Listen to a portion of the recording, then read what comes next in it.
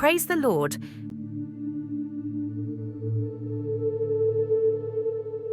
மனுஷன் அப்பத்தினாலே மாத்திரம் அல்ல, தேவனுடைய வாயிலிருந்து புறப்படுகிற ஒவ்வொரு வார்த்தையினாலும் பிழைப்பான்.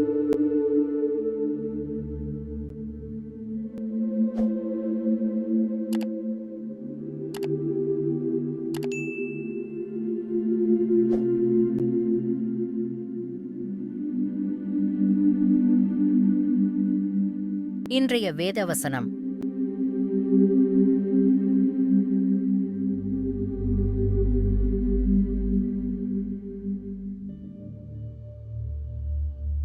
யோசுவா ஜனங்களை நோக்கி, உங்களை பரிசுத்தம் பண்ணிக் கொள்ளுங்கள், நாளைக்கு கர்த்தர் உங்கள் நடுவிலே அற்புதங்களைச் செய்வார் என்றான்.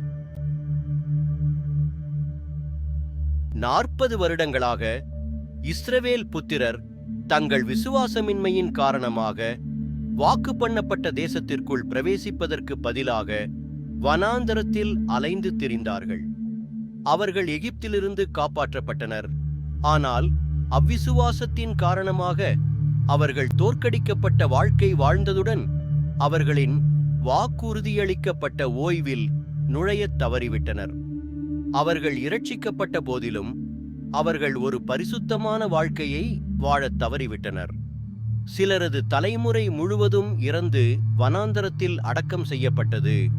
ஆனால் ஏனைய சிலர் வாக்குறுதியளிக்கப்பட்ட தேசத்தில் நுழைய எதிர்பார்த்து காத்திருந்தார். 40 ஆண்டுகள் கடந்துவிட்டன. பழைய தோற்கடிக்கப்பட்ட தலைமுறை அதிக எதிர்பார்ப்புகளுடன் மாற்றப்பட்டது. மோசே புறப்படும் நேரம் நெருங்கி வந்தது.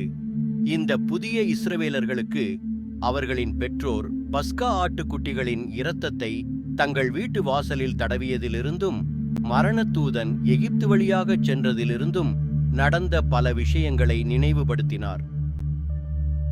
ஜனங்களுக்கு அவர்களின் முழு வரலாற்றையும், வனாந்தரத்தில் கர்த்தர் அவர்களது பயங்கரமான காலங்களில் எவ்வாறு பராமரித்தார் என்பதையும் நினைவுபடுத்தினார்.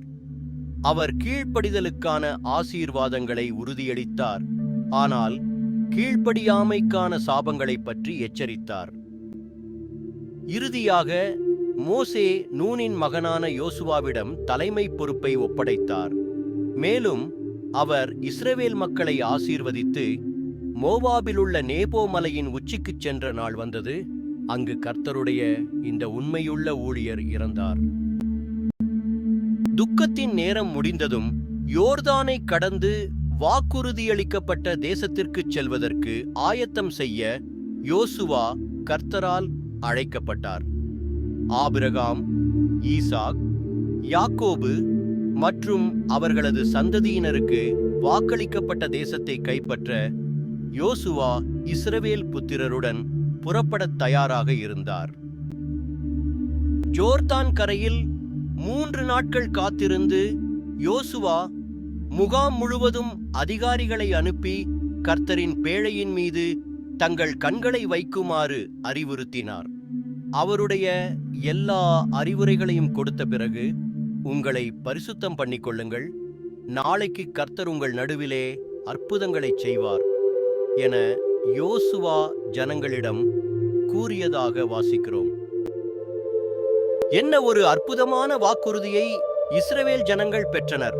கர்த்தருடைய வார்த்தையை நம்பியதன் மூலம் இரட்சிக்கப்பட்ட அவர்கள் இப்பொழுது கர்த்தருக்கு தங்களை பரிசுத்தப்படுத்தும்படி அறிவுறுத்தப்பட்டனர். கர்த்தரின் ஜனங்கள் அவருக்காக தங்களை ஒதுக்கி வைக்க வேண்டும். மேலும் அவர்கள் மத்தியில் அற்புதங்களைச் செய்வதாக அடுத்த நாளே வாக்குறுதி அளித்தார். கர்த்தர் தம்முடைய முதற்பேறான வளர்ப்பு மகனாக இஸ்ரவேல் தேசத்தை தேர்ந்தெடுத்திருந்தார். அவர் அவர்களை எகிப்திலிருந்து அழைத்து வந்து அடிமைத்தனத்திலிருந்து இரட்சித்தார். இந்த இரட்சிக்கப்பட்ட ஜனங்கள் தங்கள் கவனத்தை அவர் மீது வைக்க வேண்டும். அவர்கள் புறஜாதியினரிடமிருந்து தனித்தனியாக இருக்க வேண்டும். உடன்படிக்கை பேழையை அவர்கள் கண்களுக்கு முன்பாக எப்போதும் வைத்திருக்க வேண்டும். மேலும் அவர்கள் தங்களை மீட்டுக்கொண்ட கர்த்தரை மதிக்கும் பரிசுத்தமான அர்ப்பணிக்கப்பட்ட வாழ்க்கை வாழ வேண்டும். பாவத்தின் அடிமைச் சந்தையிலிருந்து இரட்சிக்கப்பட்ட நாம் வனாந்தரத்தில் இறந்தவர்களின் அடிச்சுவடுகளை பின்பற்றக்கூடாது. மாறாக அடுத்த தலைமுறைக்கு கர்த்தருக்கு அர்ப்பணிக்கப்பட வேண்டுமென்ற யோசுவாவின் கட்டளையை நாம் கவனிக்க வேண்டும். நாளை கர்த்தர் உங்கள் நடுவில் அற்புதங்களைச் செய்வார் என்று ஜனங்களுக்கு சொல்லப்பட்டது. மறுநாள் கர்த்தர் இஸ்ரவேலருக்கு ஒரு அற்புதமான காரியத்தைச் செய்தார். வேகமாக ஓடிக்கொண்டிருந்த யோர்தான் நதியின் தண்ணீரை அவர் தடுத்து நிறுத்தினார். ஜனங்கள் பாதுகாப்பாக தண்ணீரை கடந்தார்கள். கர்த்தர் இஸ்ரவேலர்களுக்கு மத்தியில் அற்புதங்களைச் செய்வதாக வாக்களித்தது போல தேவாலயத்தின் மூலம் அற்புதங்களைச் செய்வதாக வாக்குத்தத்தம் செய்திருக்கிறார். நம் ஒவ்வொருவருக்கும் செய்ய வேண்டிய நல்ல செயல்களை கர்த்தர் ஆயத்தம் செய்துள்ளார்.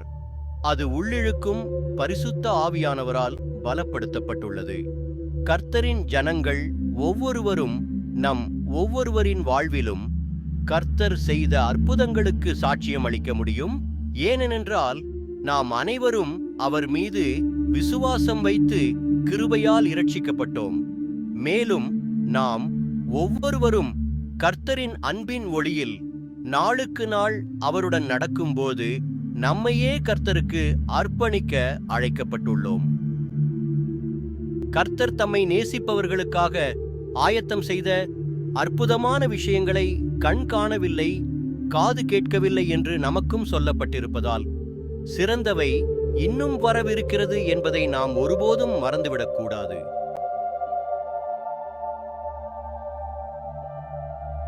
பரலோகத் தகப்பனே, இஸ்ரவேலிலும் சபையிலும் தேவாலயத்திலும் நீங்கள் செய்த அற்புதமான காரியங்களுக்காக நன்றி. என் வாழ்க்கையையும் உங்கள் ஜனங்கள் அனைவரின் வாழ்க்கையையும் நீங்கள் வழிநடத்தியதற்கு நன்றி. பரிசுத்த ஆவியின் வல்லமையில் நான் செய்ய ஆயத்தப்படுத்திய நல்ல வேலையைச் செய்ய எனக்கு உதவுங்கள். மேலும் எண்ணத்திலும் வார்த்தையிலும் செயலிலும் நான் உமக்கு அர்ப்பணிக்கப்பட வேண்டும் என்று நான் பிரார்த்தனை செய்கிறேன். ஏனென்றால் நீங்கள் ஒரு பெரிய மற்றும் வலிமைமிக்க கர்த்தர். இதை நான் இயேசுவின் நாமத்தில் ஜெபிக்கிறேன். ஆமென்.